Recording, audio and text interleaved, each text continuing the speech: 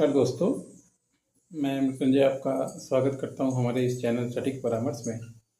और पिछले वीडियो में एमसीएक्स का जो सीरीज चल रहा है हम लोगों का, तो उसमें हम लोगों ने बात किया था कि गोल्ड का यूएस डॉलर के साथ क्या रिलेशन है और बाकी कुछ टर्म्स कंडीशन के ऊपर। तो वीडियो काफ़ी लोगों ने देखा और अच्छा भी लगा। और इस सीरीज में लगातार हम लोग एमसीएक्स के ऊपर गोल्ड सिल्वर से रिलेटेड जितने भी मैटर हैं सबको डिस्कस करेंगे और एक पूरा एक चेन सीरीज़ बनाएंगे, ताकि मान लीजिए जो भी नया आदमी इस फील्ड में उतरना चाहता है या जो पुराना भी आदमी है जो कुछ सीखना चाहता है, जो बड़े फार्म हाउस में जो लोग सीख के रखते हैं काम करने के लिए, ऐसा कोई कुछ सीखना चाहता है तो हम लोग के माध्यम से सीख पाए।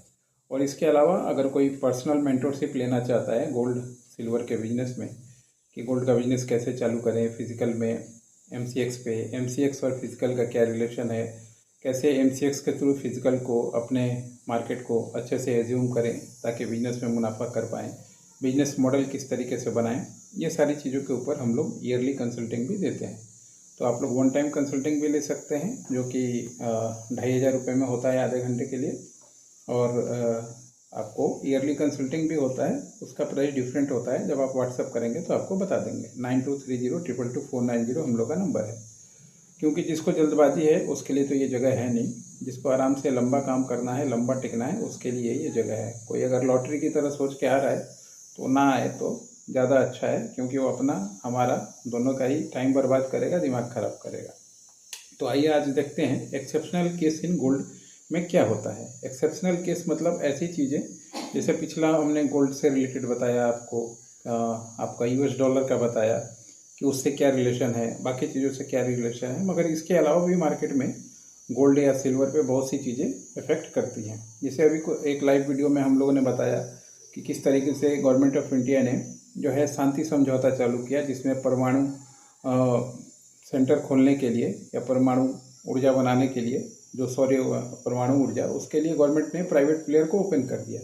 तो अब कोई भी प्राइवेट प्लेयर चाहे तो अपना पैसा लगा के, फंड लगा के इंडिया में बिजली बना के क्लीन एनर्जी गवर्नमेंट को बेच सकता है। तो उसमें चांदी की ज़रूरत पड़ेगी ही पड़ेगी, उसमें यूरेनियम का ज़रूरत उसको पड़ेगा ही पड़ेगा, ये बाई प्रोडक्ट है।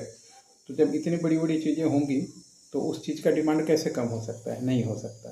तो ये सब कुछ कॉन्सेप्ट है जो हर एक चीज़ का लॉजिक होता है कि आगे कोई जा रहा है तो उसके पीछे देखना पड़ेगा कि उसके पीछे कितना दिन उसका है, क्या कारण है। तो अगर आप ये सब सिर्फ नहीं समझेंगे, सिर्फ ये समझने की कोशिश करें कि खरीद लिया नुकसान हो गया, बेच दिया लाभ हो गया, तो आप ज़्यादा लंबा गेम नहीं कर पाएंगे। एक ही दिन मार्केट आपको लपेट लेगा, आपका कहानी ख़त्म हो जाएगा। अब देखिए एक्सट्रीम केस में क्या है, जैसे सबसे पहले है मान लीजिए global crisis. During the act global crisis investor में hulk their both asset in breed and flight to safe overheading their usual relationship। अब ये इंग्लिश में भी थोड़ा सा है कि, और हिंदी में भी है, दोनों में बात एक ही है, मगर दोनों बता देते हैं क्योंकि बहुत सारे लोग हमारे यहाँ पे साउथ इंडिया से भी जो है हैदराबाद, तेलंगाना, बेंगलोर, यहाँ से भी हमारे वीडियोस देखते हैं कि जब ग्लोबल क्राइसिस होता है तो क्या होता है, कोई भी आदमी को अपना पैसा जो है सेफ जगह रखना होता है। अगर मान लीजिए जैसे आपका घर है तो आप पैसा कहाँ रखते हैं, पैसा बाथरूम के पास तो नहीं रख सकते, पैसा किचन के पास तो नहीं रख सकते, पैसा टीवी के पास ले जाके ऐसे ही तो नहीं रख सकते, पैसा पार्किंग में तो नहीं रख सकते कि कोई आए लेके चला जाए। उसी तरीके से गोल्ड का भी सेम सिचुएशन है। जैसे आप घर में तिजोरी बना के या कहीं ऐसी जगह छुपा के रखते हैं जहाँ पे आसानी से कोई ना पहुँच पाए, तो गोल्ड में भी वही सिस्टम है। जब गोल्ड का क्राइसिस होता है या वर्ल्ड में कोई क्राइसिस होता है, वार हो रहा है, युद्ध हो रहा है, जैसे अभी यूक्रेन और रसिया का लगातार हो रहा है, इधर ईरान और उसका जारी था, इजराइल का, फिर इंडिया पाकिस्तान का जो थोड़ा बहुत जो हुआ, उसका भी असर बहुत सारा चीज़ों पड़ता है, सिंदूर। तो ऐसी जगह सेविंग करना, इन्वेस्टमेंट करना गोल्ड में सेफ माना जाता है जब क्राइसिस का मौका है। तो इसलिए जब भी आप समझिए कि कहीं वर्ल्ड में युद्ध हो रहा है तो आपके लिए बेस्ट टाइम है गोल्ड में परचेस करने के लिए। कहीं भी नया युद्ध छुड़े, आपके लिए खुशी की खबर है कि चलो यहाँ तो कुछ ना कुछ होगा अपने लिए पॉजिटिव। तो ये भी एक एक्सेप्शनल तरीका है और ये बिजनेस सोचने का तरीका है और ऐसे काम होता है। युद्ध किसी के लिए भी अच्छा नहीं है, मगर युद्ध भी एक बिजनेस है आज के डेट में।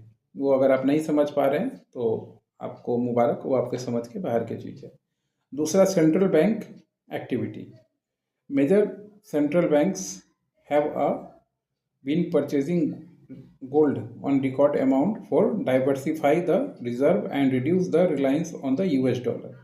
बहुत सारे जैसे चाइना, अभी आपको खबर मिलेगा कि चाइना का जो बैंक है वो लगातार, सेंट्रल बैंक वो लगातार गोल्ड परचेस कर रहा है।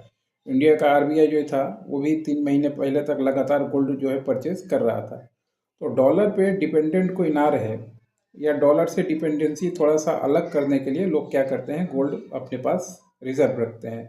और ये गोल्ड आप और हम खरीदें तो कितना रिजर्व कर पाएंगे, उससे गवर्नमेंट का तो कोई लेना देना है नहीं।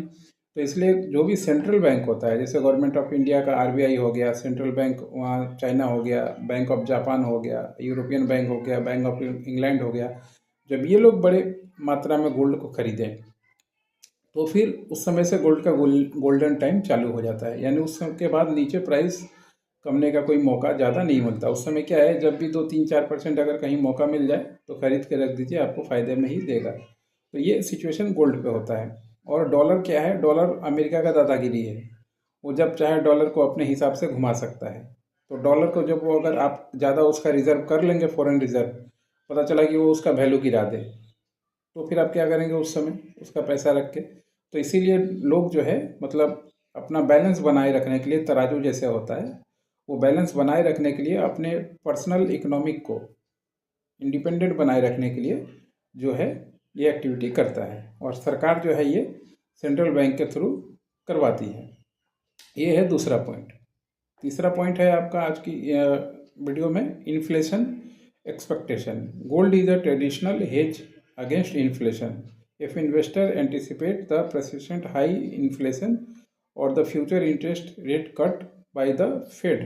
अब ये इन्फ्लेशन का एक बहुत बड़ा गेम है जो हमेशा चलते रहता है। महंगाई दर, आपका सैलरी बढ़ेगा तो महंगाई बढ़ेगा, पैसे का मान लीजिए कंजम्पशन, ज़्यादा लोग सामान खरीदेंगे तो ज़्यादा चीज़ें महंगी होंगी। ये एक इकोनॉमिक्स का थ्योरी है, ये चलता है।